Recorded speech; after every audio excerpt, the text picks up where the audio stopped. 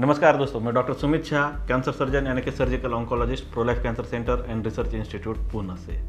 आज हम बहुत ही हॉट टॉपिक डिस्कस करने वाले हैं, वो है माउथ कैंसर में आयुर्वेदिक ट्रीटमेंट लेना चाहिए या नहीं चाहिए। हम हमेशा पेशेंट को पूछते हैं क्या ट्रीटमेंट लिया, कैसे लिया, तो बहुत सारे लगभग 60 to 80% पेशेंट हमारे पास जब आते हैं तो हमें बोलते हैं सर हमें सर्जरी नहीं करना था, इसलिए हमने ये ट्रीटमेंट लिया या वो ट्रीटमेंट लिया।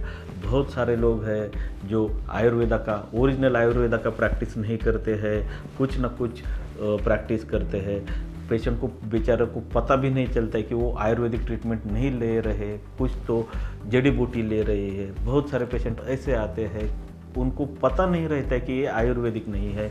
आयुर्वेदा के नाम के अंदर भी बहुत सारी मिसलीडिंग पैथीज है, वो प्रैक्टिस चलता है और सिर्फ रिलेटिव्स के बोलने पे या बुलाई जो सुनी हुई इन्फॉर्मेशन है उस पे पेशेंट ट्रीटमेंट लेते हैं। सबसे इम्पोर्टेंट क्या रहता है कि पेशेंट को सर्जरी नहीं करना रहता है। तो मैं आपको बोल देता हूँ, मैं खुद सर्जिकल ऑन्कोलॉजिस्ट हूँ।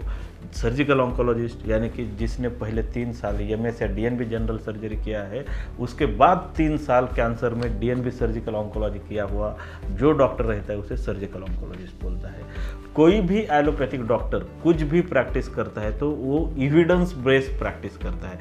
मतलब जो भी ऑप्शन मैं ट्रीटमेंट के आपको देता हूँ तो उसके पीछे कुछ ना कुछ एविडेंस, प्रूवन एविडेंस रहता है, जो मेनली रैंडमाइज कंट्रोल ट्रायल्स रहता है। रैंडमाइज कंट्रोल ट्रायल क्या रहते हैं, तो बहुत सारे ऐसे पेशेंट में ट्रीटमेंट किया जाता है, उनको कंपेयर किया जाता है, फिर उसके बाद गाइडलाइंस बनाए जाते हैं और वही गाइडलाइंस हमें प्रैक्टिस करने को अलाउड रहता है। बट अनफॉर्चुनेटली इंडिया में बहुत सारी प्रैक्टिसेस ऐसी है जो ट्रेडिशनल मेडिसिन के नाम के अंदर कुछ भी प्रैक्टिस किया जाता है और पेशेंट के साइकोलॉजी को या फिर साइकोसिस इस्तेमाल करके पेशेंट को डरा के वो सर्जरी अवॉइड करने के कारण वो पेशेंट को कुछ ना कुछ गलत ट्रीटमेंट किया जाता है। और ये पेशेंट फिर जब ट्यूमर बड़ा होता है तब वो हमारे पास आते हैं, क्योंकि अभी उनको सर्जरी करना रहता है। तो अगर मैं आपको बोलूँ, आपको माउथ कैंसर का कोई भी लक्षण रहेगा, आप हमारे पहले वाले वीडियोस देख सकते हैं कैसे दिखता है मुंह का कैंसर, तो उसमें आपको पता चलेगा कि ये बहुत शुरुआत की लक्षण है। बहुत सारे पेशेंट तो प्री कैंसर स्टेज में रहते हैं, उनको अभी तक कैंसर हुआ नहीं रहता है। सिर्फ सोशल प्रेशर या डर के वजह से वो कैंसर सर्जन को मिलना पसंद नहीं करते हैं।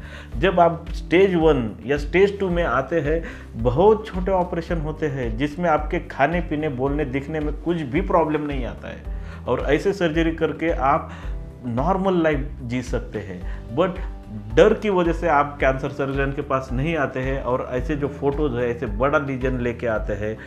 आधे से ज़्यादा ऐसे पेशेंट में हम ऑपरेशन नहीं कर सकते हैं। जब ओरल कैंसर में अगर हम सर्जरी नहीं कर सकते हैं, इसका मतलब वो पेशेंट का क्योर का चांसेस लगभग नील हो जाता है। ओरल कैंसर आपको पूरा क्योर करना है तो सर्जरी ही उसका इलाज है। जब अर्ली स्टेज में हम सर्जरी करते हैं तो उसको रिकंस्ट्रक्शन, मतलब जो डिफेक्ट है उसको प्लास्टिक सर्जरी की ज़रूरत नहीं रहती है और पूरा पेशेंट ठीक हो सकता है छोटी सी सर्जरी कम खर्चे में। मतलब जब अर्ली स्टेज में आप आते हो तो हम पूरा क्योर कर सकते हैं, क्योर के पॉसिबिलिटीज़ अच्छे रहते हैं। बट एडवांस स्टेज में आप टाइम गवाते हैं। मेरी सबको सिंसियर रिक्वेस्ट है, oral cancer is a completely curable disease. आप टाइम वेस्ट ना करें, पहले कैंसर सर्जन को जाके मिलिए, वो प्रूव कीजिए ये कैंसर है, अर्ली स्टेज है तो इमीडिएटली सर्जरी कीजिए बिना टाइम वेस्ट किए। तो कोई भी आपको माउथ कैंसर के कोई भी लक्षण लगे या आपके रिलेटिव्स में किसी को माउथ कैंसर डिटेक्ट हुआ है तो पहले आप जाके कोई भी अच्छे कैंसर सर्जन से मिलिए, उनसे सलाह मशवरा कीजिए, ना कि टाइम गवाए कुछ ना कुछ ट्रेडिशनल ट्रीटमेंट करके। धन्यवाद दोस्तों। माउथ कैंसर के रिलेटेड आपको कुछ भी क्वेरी चाहिए है तो नीचे दिए हुए कमेंट बॉक्स में आप कमेंट कर सकते हैं। उसके बारे में हमें आपको अधिक जानकारी देने में खुशी ही होगी, आनंद ही होगा। धन्यवाद।